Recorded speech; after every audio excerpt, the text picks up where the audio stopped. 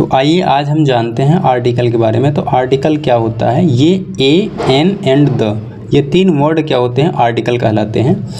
इन word का जो use है वो नेमिंग के साथ यूज करते हैं। B use these word with naming word. तो नेमिंग वर्ड के साथ इन आर्टिकल का यूज होता है। तो फर्स्ट ऑफ ऑल क्या करना पड़ेगा, बच्चों को सबसे पहले आप कंसोनेंट सिखाइए। कंसोनेंट की उन्हें नॉलेज होना ज़रूरी है। बिना कंसोनेंट और वावेल को वे जो है आर्टिकल को सीख नहीं पाएंगे, क्योंकि आर्टिकल इनके पहले ही लगता है। तो इसलिए कंसोनेंट और वावेल का पहले नॉलेज होना चाहिए। तो फर्स्ट ऑफ ऑल आप क्या करेंगे, कंसोनेंट का जो लेंथ है, जो लेटर है, उसमें ज़्यादा होते हैं तो बच्चों को याद करने में थोड़ा सा दिक्कत हो सकता है। लेकिन आप उनको पहले वावेल्स की नॉलेज दीजिए। अगर उनको वावेल्स याद हो जाएगा, जैसे वावेल्स में क्या है, जैसे ए, ई, आई, ओ, यू, ये 5 वावेल्स होते हैं। वावेल अगर उनको याद हो जाएगा तो इनको जहाँ पे आएगा इनको छोड़ के बाकी सब कंसोनेंट हो जाएंगे। अभी तक हमने जाना है कि आर्टिकल क्या होता है और आर्टिकल को सीखने के लिए क्या क्या चीज़ें नेसेसरी होती हैं, कि अपने बच्चों को वो जब चीज़ें आप सिखा देंगी, जैसे कंसोनेंट और वावेल्स की नॉलेज जब तक बच्चों में नहीं होगी तब तक बच्चे आर्टिकल को सीख नहीं पाएंगे। तो उन्हें बहुत सारी प्रॉब्लम फेस करना पड़ सकता है। तो अब हम जानेंगे ए और एन का यूज कहाँ करते हैं। B use A before word that start with consonant sounds. हम ए का यूज वहाँ करेंगे जहाँ पे कंसोनेंट का साउंड आता हो। जैसे इसका फर्स्ट लेटर क्या है, कंसोनेंट है, तो यहाँ पे क्या यूज होगा, ए यूज होगा। अगर यहाँ पे इसका फर्स्ट लेटर देख लेते हैं ट्रक में, तो इसका फर्स्ट लेटर क्या है, कंसोनेंट है। कंसोनेंट है तो इसमें क्या यूज कर देंगे, ए सिंपली। यहाँ पे पिलो में इसका फर्स्ट लेटर देखेंगे, फर्स्ट लेटर क्या है इसमें, पी है। तो पी के सामने हम जानते हैं कि कंसोनेंट है, तो कंसोनेंट के सामने हमें पता है कि क्या यूज होता है, ए। तो हम सिंपली यहाँ पे यूज कर देंगे। अब हम सेकंड रूल क्या है, एन। अब एन का यूज कैसे सीखते हैं हम लोग, B use an before word that with Wavell sound. तो जैसे कि पहले ही बताया था कि वावेल और कॉन्सोनेंट की बच्चों को नॉलेज जब तक नहीं होगी, वो आर्टिकल सीखने में उनको बहुत सारी प्रॉब्लम फेस करना पड़ सकता है। तो अभी एन का यूज कहाँ होता है, वावेल साउंड, जहाँ पे वावेल का साउंड आ रहा हो वहाँ पे एन का यूज होगा।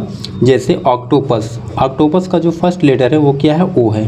ओ क्या है, वावेल्स है, तो यहाँ पे क्या यूज करेंगे, एन। अब यहाँ पे एप्पल देख लेते हैं, एप्पल का फर्स्ट लेटर क्या है, एप्पल का फर्स्ट लेटर क्या है, वावेल है, तो यहाँ पे भी एन का यूज हो जाएगा। एक देख लेते हैं, एक का फर्स्ट लेटर क्या है, ई है, ई भी एक क्या है, वावेल है, यहाँ पे भी एन का यूज कर देंगे। अंकल में फर्स्ट लेटर क्या है, यू है, तो यू के साथ क्या है, यू क्या है, एक वावेल्स है, तो वावेल के साथ हम क्या यूज करेंगे, एन। इस प्रकार से हम ए और एन का यूज सीख चुके हैं। आइए ए और एन के कुछ की पॉइंट की बात कर लेते हैं कि ए और एन कहाँ कहाँ और यूज हो सकता है। ए और एन जो आर्टिकल होता है वो उनका मतलब क्या होता है कि उनका मतलब एक, उनका मतलब क्या है कि वो एक हैं, मतलब एक आइटम की बात हो रही है। We use a and an only with singular naming word. उनका मतलब क्या है, सिंगुलर मतलब एक हो, जब एक चीज़ की बात हो रही हो तो वहाँ पे ए और एन कंसोनेंट और वावेल के हिसाब से आप लगा सकते हैं। एग्जाम्पल के तौर पे 1-2 एग्जाम्पल दिए गए हैं यहाँ पे। जैसे ट्री क्या है, ट्री में एक ट्री की बात हो रही है तो यहाँ पे ए लग जाएगा क्योंकि ये कंसोनेंट है।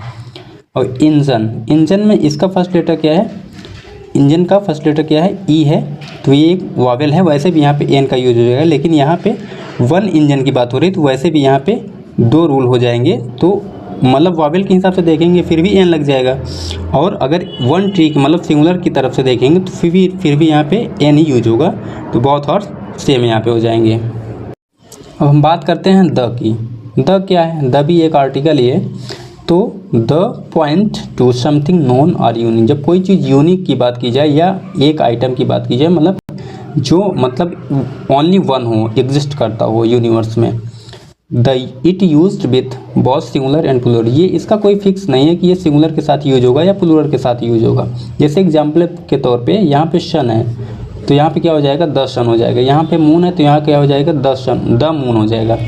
यहाँ पे क्या है, ताजमहल है तो ताजमहल एक ही है, तो यहाँ पे क्या हो जाएगा, द ताजमहल हो जाएगा। डैश, जैसे कोई होली बुक्स हो तो वहाँ पे भी द का यूज किया जाता है, तो यहाँ क्या हो जाएगा, द भगवद गीता। ठीक है, डैश। अब यहाँ पे प्लूरल आ गया, तो प्लूरल के साथ भी क्या होगा, ए और एन तो लगा नहीं सकते क्योंकि वो सिंगुलर के साथ यूज होता है, तो यहाँ पे क्या यूज होगा, the girl sit on the bench. अब यहाँ पे स्काई है, ये भी क्या यूनिक है, तो ये क्या क्या की यूज कर देंगे यहाँ पे, द स्काई इज़ ब्लू। अब यहाँ पे क्या है, बुक है, तो यहाँ क्या यूज करेंगे, द बुक, और प्लूरल होगा फिर भी यहाँ पे क्या लग जाएगा, द बुक्स।